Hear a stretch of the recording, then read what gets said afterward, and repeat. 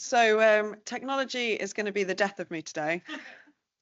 We have our AD Smith is our keynote, and he will be joining online. But unfortunately, we're having some, for anyone that was in the second room, very similar tech issues again.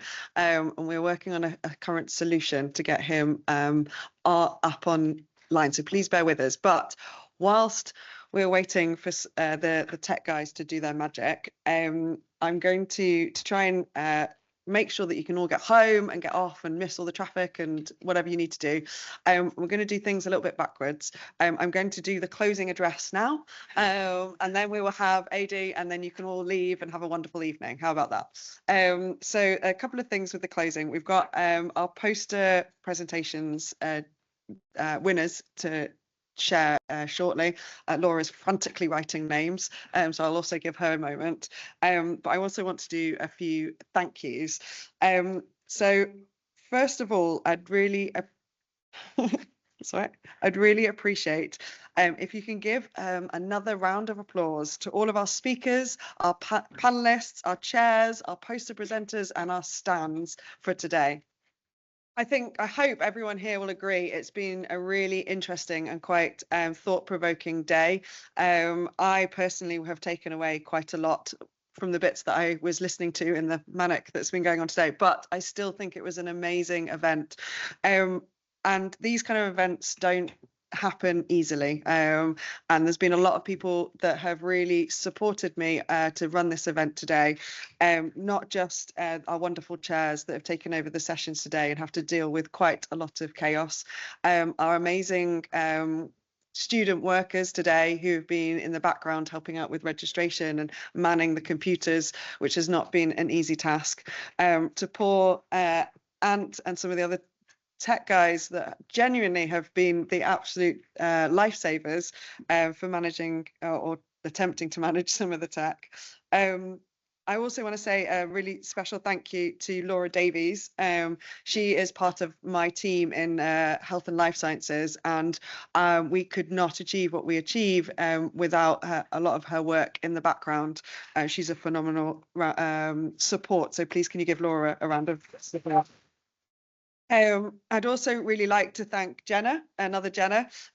Jenna has been helping with the Eventbrite side and managing that. And honestly, I can't do some of this work without people offering to do work on top of their day jobs, because this symposium is not something that is being organised that's specifically on a university agenda. This was an idea that a few of us came up with and that I have pushed forward, and without people's very good will, we couldn't get it off the ground. So I really appreciate your help, Jenna. And that says, I also really appreciate my line managers. They have given me the space and the belief in this, and without that, I wouldn't have been able to have the opportunity to drive this forward and drop quite a lot of other work along the way to try and get it done. I'd also like to say a huge thank you to the poor people in my office yesterday who got harassed into stuffing 250 name badges yesterday afternoon. So a really big thank you to them as well. Also, sometimes the small people are often forgotten in events like this. My building managers in my own building, Steve and Mike, who have let me in and out of our event store cupboard about 500 times in the last 5 days, as well as the building managers here today, Nicola Gilmore, who's from the conferencing team, and like I said, our AV guys, Russell and Michael, they've all been fantastic. I'd also like to say a thank you to Gina, where are you, Gina, and the rest of the Liverpool City Council and NHS team who have supported on this and have developed the strategy and worked on this event with me. It really has been, I think, quite a special day yet again, and it's really been lovely to see so many people, and I really hope that you have managed to get something out of this. While we're waiting for the mic to start, can I just have a hands up if you feel like you are going away learning something new today? Yes. Oh, hands up if you would like us to run this event again. Yes, well done. You all get your prizes at the end. So the question is, so thanks for the talk, Jenna. It really resonated to me as an autistic PhD student with ADHD. I've been terrified going into academia with rejection sensitivity to dysphoria. How do you find it? So that's a great question. So for those of you that were in the second room, I talked a little bit today around understanding rejection sensitivity disorder.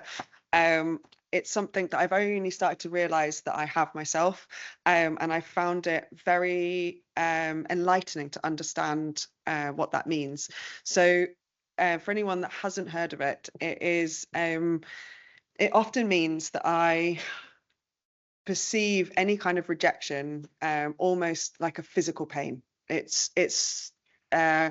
I've often been said I'm oversensitive, I'm too emotional, I react too much to very small things, and it can be from the smallest thing where I feel like someone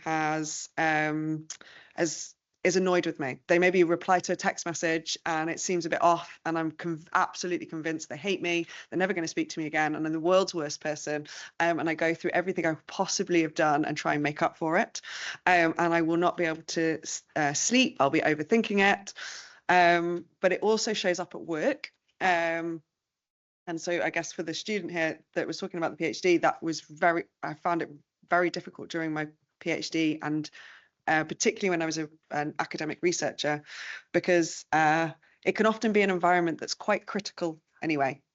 And so I found it very challenging having what I felt was constant criticism. And sometimes those critiques were just comments, it could be, you've made a spelling mistake. Your presentation's too long. Why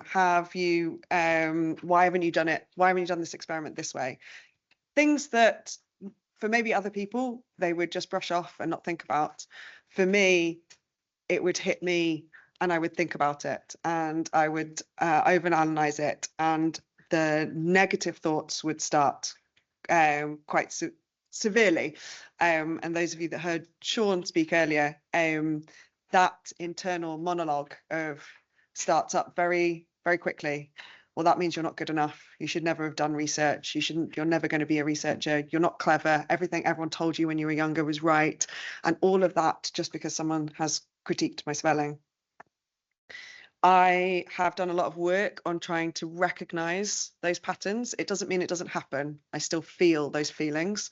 But what I do is trying to recognize that there might be patterns. I have certain questions that I'll ask myself to try and understand whether the reaction is necessary in that moment, and reassure myself that I am just in an extreme version of fight or flight, and that I will be okay. I don't think Russell's okay though. Russell, if it's easier, we can just end the call and bring him, phone him. We'll see what happens. Is there any other questions? I think there's one more. Yeah, I think there was one on the double empathy. Okay, so there's one more question regarding double empathy, how to communicate, any particular strategies may help. Thank you. I'm still learning that one. I think that it can be really challenging. I know that I see a lot on social media and in mental health self-help books, which is protect yourself, make sure you're looking after yourself before you look after someone else, put your oxygen mask on first, etc., etc.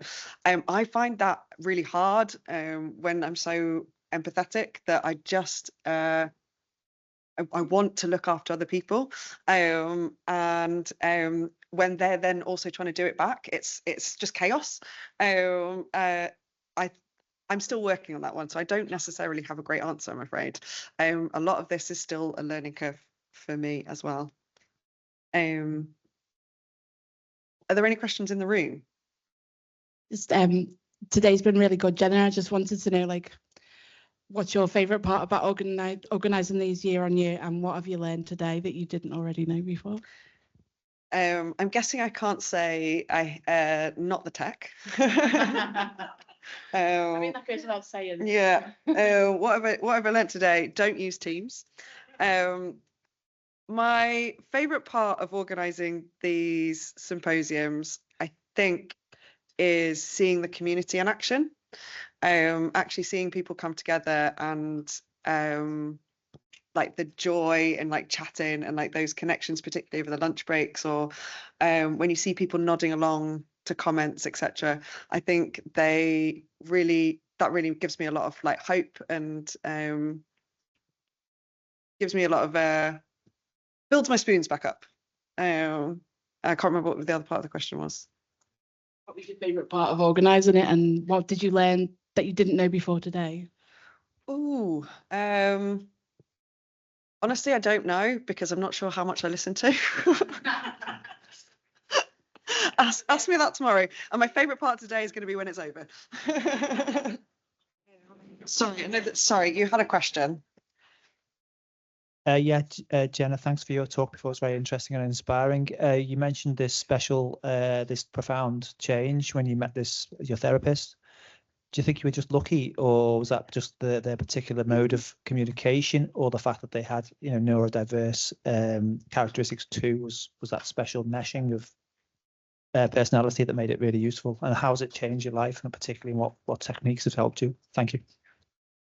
I definitely wouldn't say I was lucky, because I went through so many different therapists before I got to her. And I think that's part of it, is that maybe I started to understand what I was, as things didn't work, I realized that it was okay that if you go and meet a therapist and it's not working for you, it's okay to walk away from that therapist. And I started to realize that it wasn't working for me. So I knew sort of what I was looking for. I was, I guess,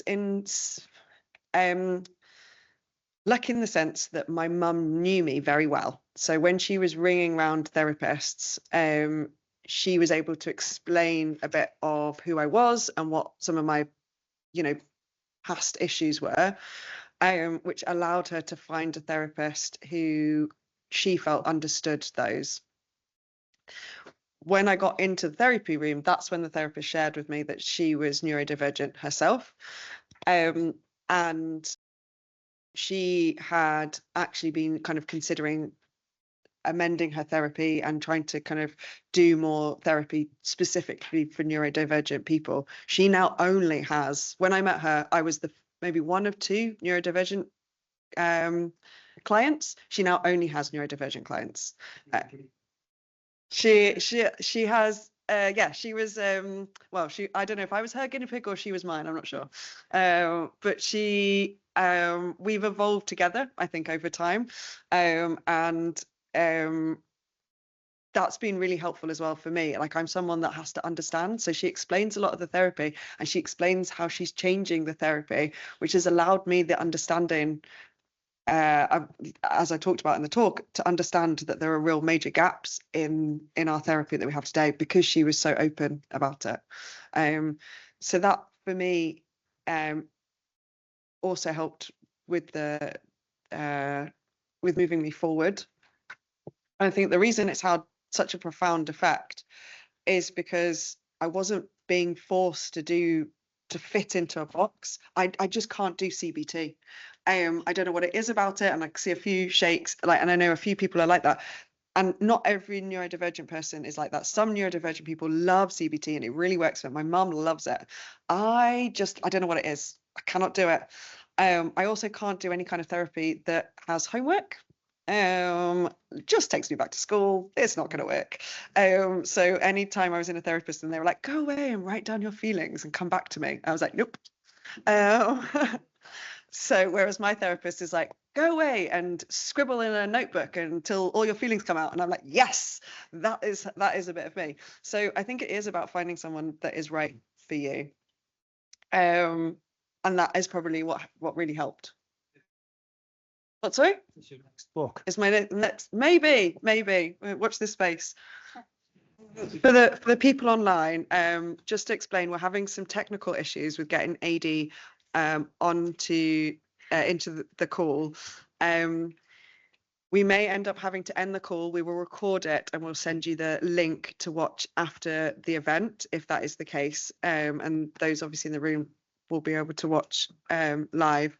We'll keep you updated.